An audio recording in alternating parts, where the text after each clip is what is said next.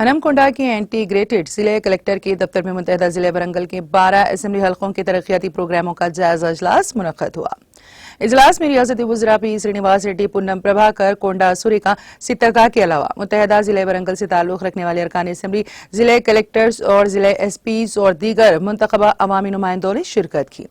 इस मौके पर मुनक़िदा जायजा इजलास से खिताब करते हुए रियासती वज़ीर पी श्रीनिवास रेड्डी ने कहा कि ये इजलास मुतहदा जिले वरंगल के 12 हलकों में ज़ेर इल्तिवा मसाइल को हल करने के लिए आने वाले बजट में फंड्स को मुख्तस करने और इंदिरम्मा राज्य में हुकूमत की जानिब से किए गए वादों को पूरा करने के लिए मुनक़्क़द किया गया है।